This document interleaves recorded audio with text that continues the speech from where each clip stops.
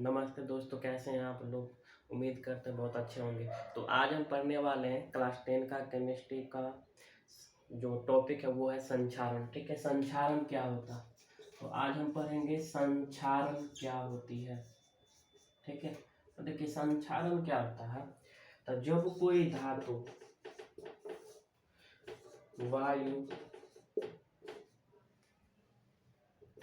आर्द्रता या इसी को आप नमी बोल सकते हैं, अम्ल आदि के संपर्क में आता है तो ये क्या होता है, इसका सत्व नष्ट होने लगता है। ठीक है, ये संक्षारित होने लगती है। तो इसी प्रक्रिया को हम क्या बोलते हैं, संक्षारण। इसी प्रक्रिया को क्या बोलेंगे, संक्षारण। चलिए इसको हम लिख देते हैं। जब कोई धातु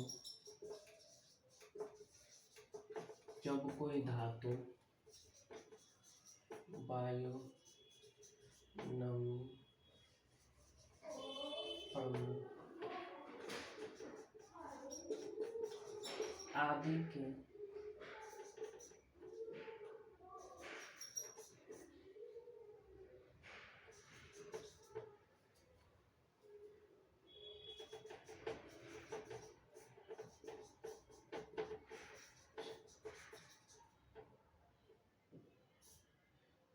के संपर्क में आकर अवांछनीय पदार्थ मतलब खराब पदार्थ या खराब होने लगता है। ठीक है, अवांछनीय पदार्थ का निर्माण करता है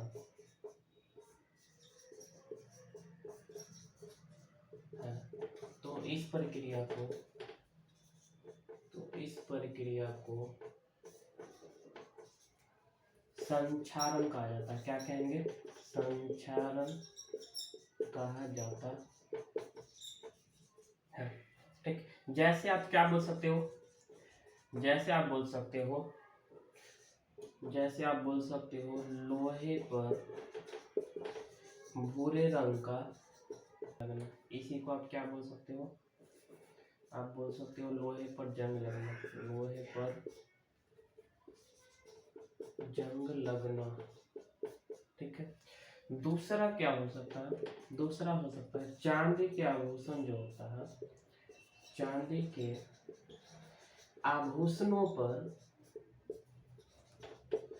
काले रंग की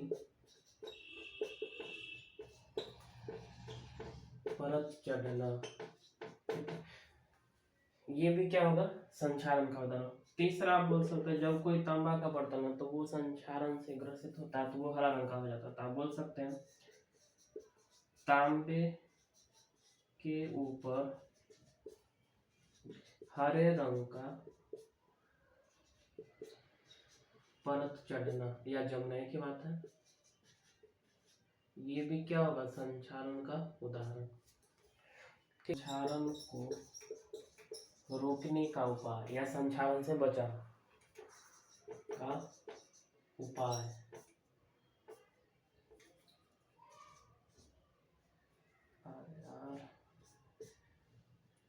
ठीक है, देखिए इसमें क्या लिख सकते हो। पहला आप लिख सकते हो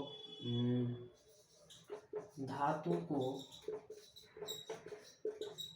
पेंट या रंगाई करके। ठीक है, दूसरा लिख सकते हो धातु के ऊपर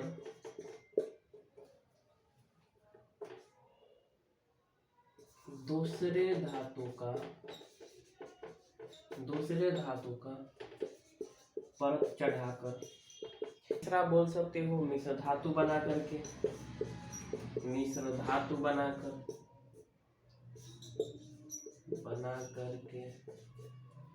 चौथा क्या बोलते हैं, धातु पर तेल या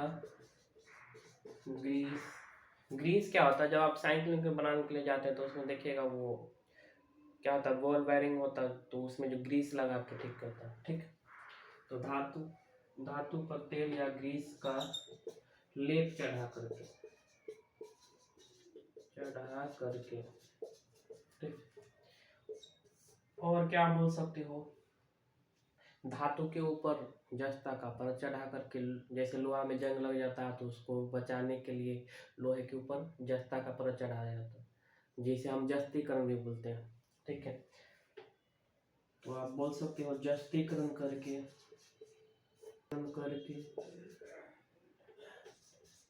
इनोडीकरण करके भी आप क्या कर सकते हैं, संक्षारण को रोक सकते हैं। ठीक है, तो यही है। चलिए इसका स्क्रीनशॉट लीजिए, उसके बाद हम अगला टॉपिक पढ़ाते हैं। चलिए अब जो हम पढ़ेंगे वो पढ़ेंगे विकृत गंधिता। क्या पढ़ेंगे, विकृत गंधिता।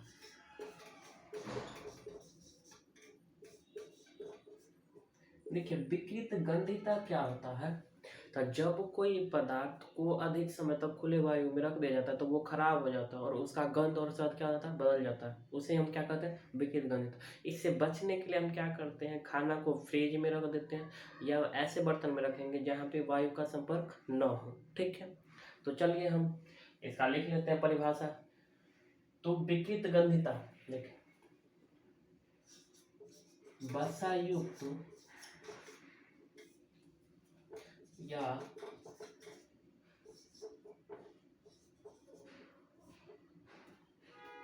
वसायुक्त या तेलीय खाद्य सामग्री को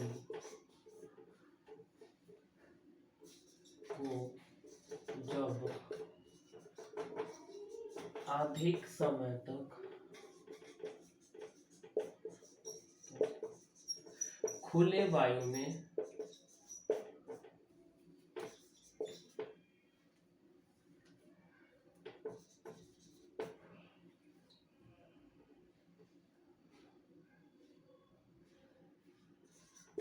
रख देने से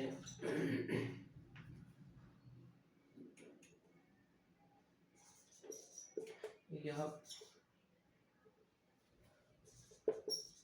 खराब हो जाता है, जिसके कारण इनका स्वाद एवं गंध बदल जाता है। इसे ही विकृत गंधिता कहा जाता है। गंधिता कहा जाता है। चलिए देखिए परिभाषा हम क्या लिखे, जब वसा युक्त या तेलीय खाद्य सामग्री को जब अधिक समय तक खुले वायु में रख देने से क्या होता है, ये खराब हो जाता है। तो इसके कारण क्या होता है, इसका स्वाद और गंध क्या होता है, बदल जाता है, जिसे हम क्या कहते हैं, विकृत गंधिता। जैसे आप क्या लिख सकते हो, जैसे आप लिख सकते हो, जैसे रोटी पर फफूंद का लगना, रोटी पर फफूंद का लगना। दूसरा क्या लिख सकते हो, दूसरा आप लिख सकते हो वसा एवं तेल से तले हुए पदार्थ जैसे चिप्स, नमकीन, समोसा इत्यादि, इसको सिंघारा बोला जाता है। ठीक है, चाहे और क्या बोल सकते हो, चलिए एक दो और हम उदाहरण दे सकते हैं। जैसे तीसरा आप उदाहरण दे सकते हो, अचार का खराब हो जाना, अचार का खराब होना। ठीक है, चौथा बोल सकते हो मुरब्बा का खराब होना, मुरब्बा का खराब होना। ठीक है, मुरब्बा का खराब होना इत्यादि, बहुत सारा उदाहरण है। ठीक है, चलिए इसका स्क्रीनशॉट लीजिए, उसके बाद फिर हम इससे बचने का उपाय बताते हैं। क्या होता है, ले लिए होंगे। चलिए इससे बचने का उपाय बताते हैं।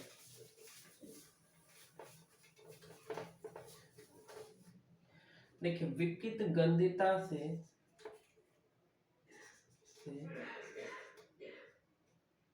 बचने का उपाय, बचने का उपाय, विकित गंधिता से बचने का उपाय क्या है? तो देखिए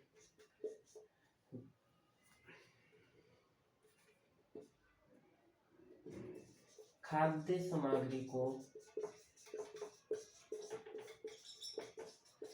रेफ्रिजरेटर में रख देने से, रेफ्रिजरेटर,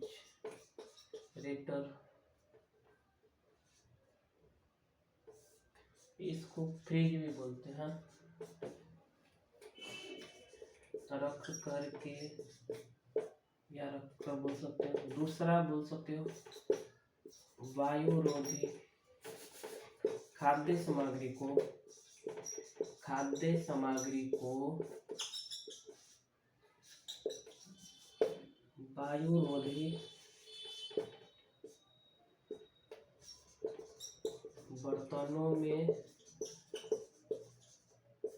रख कर, ठीक है, इत्यादि। चलिए इसका स्क्रीनशॉट लीजिए, इसके बाद फिर हम आगे बढ़ते हैं। अच्छा एक और हमें बताना था, नोट का क्या आप लिख लीजिएगा। चिप्स की पैकेट में, चिप्स की पैकेट में नाइट्रोजन गैस भरा जाता है,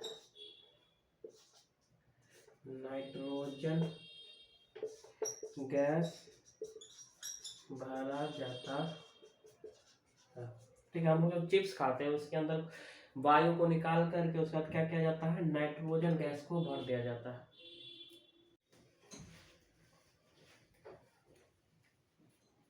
चलिए अब जो हमें पढ़ना वो पढ़ना है द्रवीभूत पेट्रोलियम गैस के बारे में, ठीक है, जिसको एलपीजी भी बोला जाता है, ठीक है। अच्छा देखिए इसका फुल फॉर्म क्या है, लिक्विफाइड पेट्रोलियम गैस। एलपीजी का फुल फॉर्म आपसे पूछा था, क्या बोलेगा, लिक्विफाइड पेट्रोलियम गैस, ठीक है। अच्छा ये किसका मिश्रण होता है, तो एथेन का जिसका अनुसूत्र C2H6, प्रोपेन का C3H8 तथा ब्यूटेन C4H10 का गैसीय मिश्रण। देखिए ये तीनों क्या होता है, गैस के रूप में होता है और इसका मिश्रण इसलिए बोला गैसीय मिश्रण, ठीक है। अच्छा एलपीजी का मुख्य अवयव क्या होता है, मेन अवयव वो होता है ब्यूटेन और आइसोब्यूटेन होता है। एलपीजी का मुख्य अवयव से पूछेगा ऑब्जेक्टिव, ब्यूटेन और आइसोब्यूटेन। एलपीजी ईंधन का उसमीय मान क्या होता है, तो 55 केजी प्रति ग्राम, मतलब 1 ग्राम में कितना केजी होता है उसमें मान, 55 केजी, ठीक है। अच्छा एलपीजी को क्या करते हैं, उच्च दाब पर सिलेंडरों में भरा जाता है, और किस रूप में भरा जाता है, तो द्रव के रूप में भरते हैं। किस रूप में, द्रव के रूप में, ठीक है। अच्छा ये एलपीजी जो है ना, ये रंगहीन होते हैं तथा गंधहीन होते हैं, ठीक है। मतलब इसका ना कोई रंग होता है ना इससे गंध निकलता है। तो इसका जब रिसाव होता है या लिंक होता है जब, तो उसका हमें कैसे पता चलेगा, तो उसके लिए क्या करते हैं, इस कारण क्या होता है कि इसमें न रंग और गंध होते हैं, उसके कारण क्या करते हैं, इसमें हम अलग से एथिल मरकैप्टन जिसका अनुसूत्र होता है C2H5SH मिला दिया जाता है ताकि रिसाव हो तो उसका पता चल सके, ठीक है। यही मिलाने के कारण हमें पता चलता है। अच्छा देखिए एलपीजी का निर्माण कैसे होता है, तो जब पेट्रोलियम को प्रभाजी असवन विधि द्वारा गुजारा जाता है तब एलपीजी का निर्माण होता है। प्रभाजी असवन विधि ये 9th क्लास में पढ़ना है, ठीक है, इसको हम आगे बताएंगे। अच्छा देखिए ये ब्यूटेन को जब ऑक्सीजन के संपर्क में लाते हैं तो ये क्या करता है, गर्म होकर के कार्बन डाइऑक्साइड या गैस का निर्माण करेगा और जल बनाता है और साथ ही साथ क्या बनाता है, ऊर्जा भी बनाता है, ठीक है। तो यही है एलपीजी के बारे में, इससे बाहर क्वेश्चन नहीं आएगा आपके बोर्ड एग्जाम में, ठीक है। चलिए इसका स्क्रीनशॉट लीजिए। अब ये चैप्टर पूरी तरीके से खत्म हो गया है। पहला जो चैप्टर था आपका रासायनिक अभिक्रिया एवं समीकरण, ये पूरी तरीके से खत्म हो गया है। इसके पहले 4 लेक्चर और करवाए हैं, ये 5वां लेक्चर है, तो आप जाके देखिए, अगर नहीं देखे होंगे तो तब समझ में आएगा। चलिए धन्यवाद।